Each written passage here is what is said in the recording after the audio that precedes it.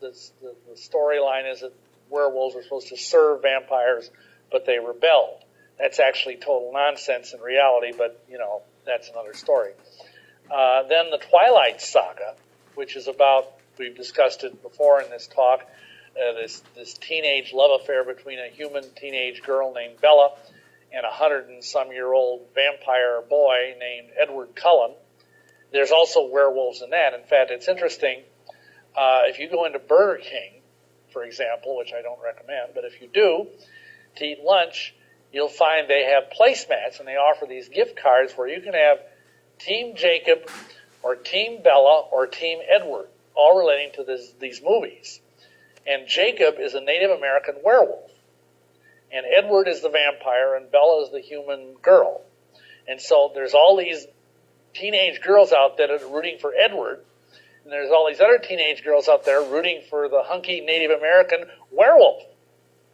And, in the movies and in the books, these Twilight, the werewolves are portrayed as just human beings that just sort of, through Hollywood special effects, into this enormous wolf that's bigger than a Kodiak bear, So that's not really accurate either. But again, we have a werewolf for the first time as a hero, as a sympathetic character. And I actually sat down and read all 4 of the Twilight novels, and he ends up being quite a hero. In fact, all the werewolves become heroes in the Twilight books. So then, of course, I think within a month or two, they're coming out with a remake of The Wolfman, starring, again, big star Anthony Hopkins, who also played Hannibal Lecter, and then as the werewolf, Benicio del Toro.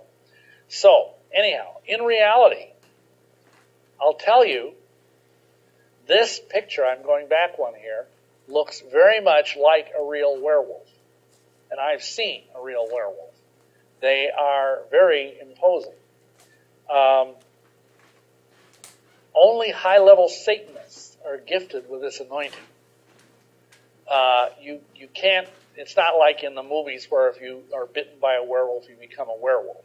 It's not that simple at all. In fact, you don't want to know how you become a werewolf. It's not fit for innocent ears, but it's so horrifying and depraved, I don't even want to go into it. But you see, in the Brotherhood, there are 10 degrees. Like, first degree, second degree, third degree. These are grades of achievement.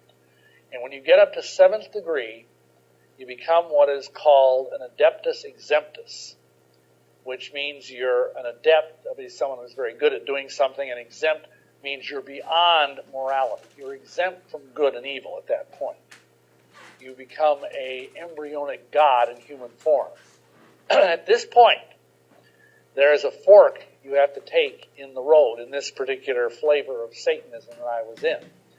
One way is to become a vampire, one way is to become a werewolf. I chose the way to become a vampire because I thought it was sexier somehow, and I'd heard that becoming a werewolf was extremely painful.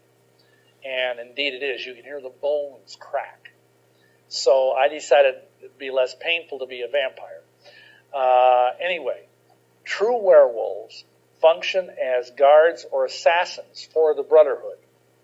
A real werewolf is between 7 and 8 feet tall, weighs somewhere between 300 or 400 pounds, and they're extremely formidable.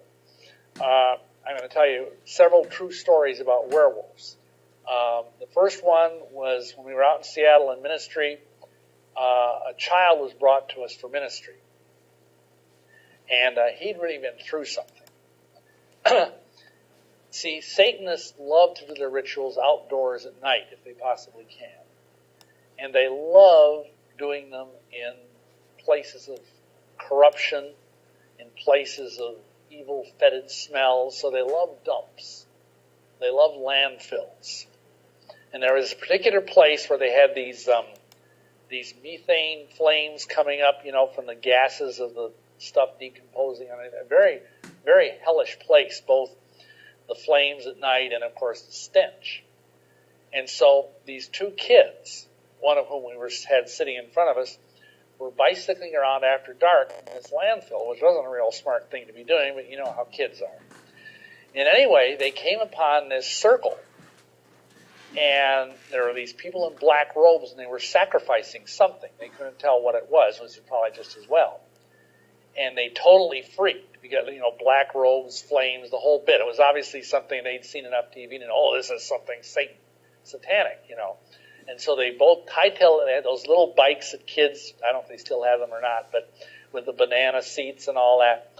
And all of a sudden, this kid said they heard something go boom, boom, boom, boom, coming behind them.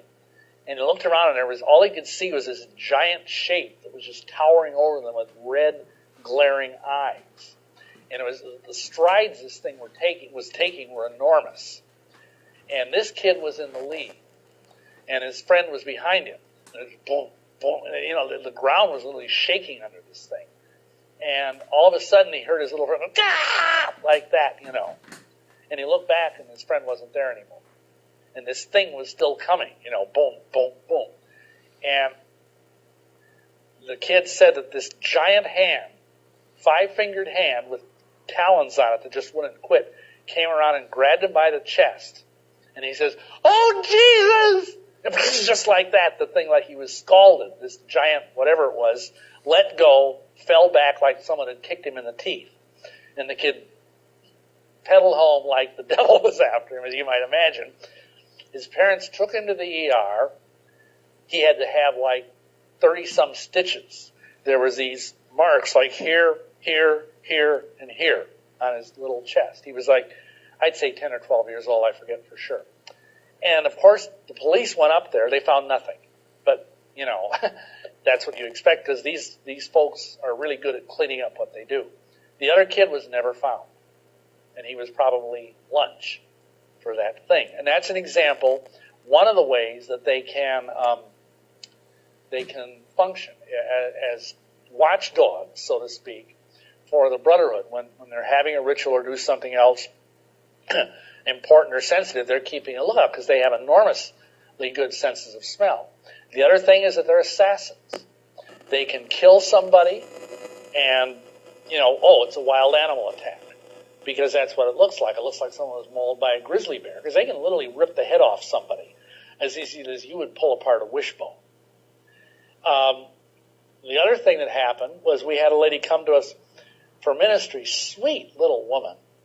Her husband or ex-husband, I should say, was a Mormon bishop who lived right up the mountain from where we lived.